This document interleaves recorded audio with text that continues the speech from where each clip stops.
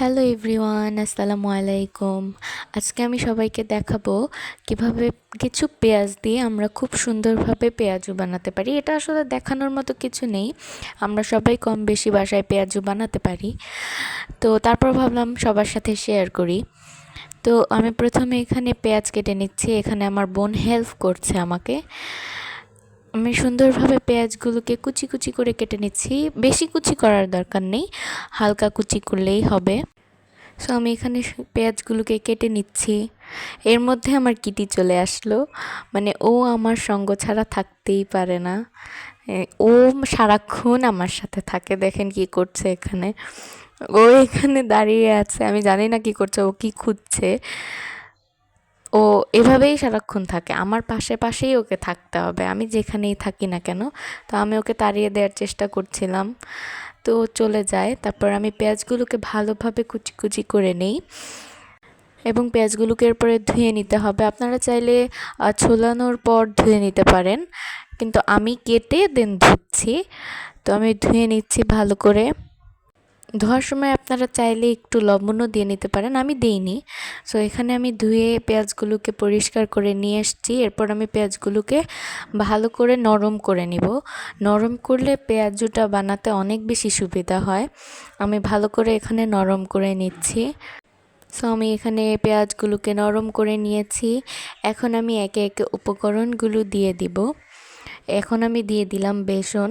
আপনারা আপনাদের পরিমাণ মতো দিয়ে নেবেন, আমিও আমার পরিমাণ মতোই দিয়ে নিয়েছি। কিন্তু আমার কয়েকবার গরমিল হয়েছে, আমি একবার দিয়ে আবার দিয়েছি, কারণ আমি বুঝতে পারছিলাম না পরিমাণটা। এরপর আমি কিছুটা চালের গুঁড়া দিয়ে নিয়েছি। চালের গুঁড়াটা দিলে কি আসলে খেতে ভালো লাগে, তাই আমি চালের গুঁড়াটাও দিয়ে নিয়েছি। বলেছিলাম আমার গরমিল হচ্ছিল, তাই আমি আবার বেসন দিয়ে নিয়েছি। এভাবেই আপনারা আপনাদের পরিমাণ মতো বুঝে দিবেন। তারপর আপনারা আপনাদের সকল মশলাগুলো দিয়ে নেবেন। আমি লাল মরিচের গুঁড়া, হলুদ গুঁড়া, দেন জিরার গুঁড়া, জিরা না সরি সজের গুঁড়া, এগুলো দিয়ে এগুলোকে ভালোভাবে ম্যারিনেট করে নিব।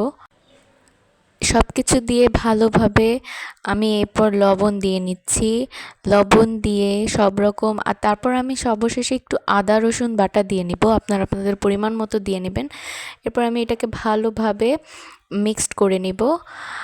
আপনাদের চাইলে আপনারা একটু পানিও দিয়ে নিতে পারেন। আমার একটু পানি লেগেছে, আপনাদের নাও লাগতে পারে। একটু পানি দিলে কি মানে ঘনত্বটা বোঝা যায়। আপনারা আপনাদের নিজ পছন্দ মতো কীভাবে খেতে পছন্দ করেন সেই অনুযায়ী পানি দিয়ে নেবেন। আমি এখানে অল্প অল্প করে একটু পানি দিয়েছি। পানি দেওয়ার সময় একসাথে বেশি পরিমাণ দেওয়া যাবে না। তো আমি এরপরে ওইটাকে সাইড করে রেখে একটা পাত্রে তেল নিয়ে নিচ্ছি। আমি এখানে সরিষার তেল ব্যবহার করেছি। আপনারা চাইলে আপনারা যে তেল খান ওইটাই ব্যবহার করতে পারেন, আমরা সবসময় সরিষার তেলই খেয়ে থাকি। তো এখানে আমি তেলটাকে ভালোভাবে গরম করে নেব। আমি ইন্ডাকশান চুলা ইউজ করেছি, আপনারা চাইলে গ্যাসের চুলাতেও করতে পারেন, এটা তো সব চুলাতেই করা যায়। তো এরপর আমি পেঁয়াজগুলোকে ভালোভাবে দিয়ে নিব। ভালোভাবে হাতে আপনারা চাইলে এটা শেপটাকে আপনাদের ইচ্ছা মতো দিতে পারেন। আমি পেঁয়াজুর শেপে না দিয়ে বড়ার শেপে দিচ্ছি, আপনারা চাইলে যে কোনো শেপে দিতে পারেন আপনাদের পছন্দ মতো। তো দেখতে পাচ্ছেন আমি এখানে সুন্দরভাবে সবগুলোকে দিয়ে দিচ্ছি। সো দেখতেই পাচ্ছেন আমি পেঁয়াজগুলোকে আমার হাতের শেপের অনুযায়ী একটু একটু করে দিয়ে নিচ্ছি। আমি ছোট ছোট করেই দিচ্ছি, আপনারা চাইলে আরও বড় দিতে পারেন। কিন্তু একটা জিনিস মাথায় রাখতে হবে, তেলগুলো ভালো মতো গরম হতে হবে। তো দেখতে পাচ্ছেন আমি সবগুলো দিয়ে দিয়েছি।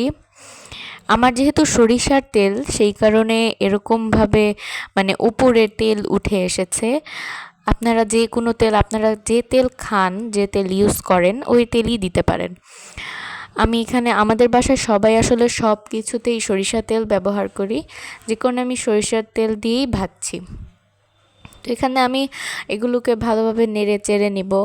দেখবেন যাতে পুড়ে না যায়, পুড়ে গেলে কিন্তু খেতে ভালো লাগবে না।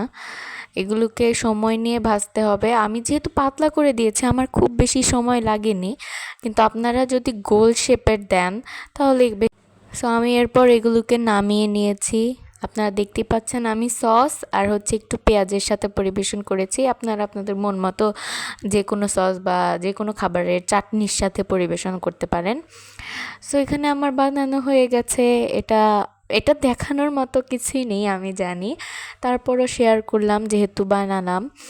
তো আপনারা চাইলে এভাবে যারা একদম নতুন কিছুই পারেন না তাদের জন্য আশা করি এটা ভালো লাগবে। আপনারা খেয়ে দেখবেন, বানিয়ে দেখবেন অবশ্যই বাসায়।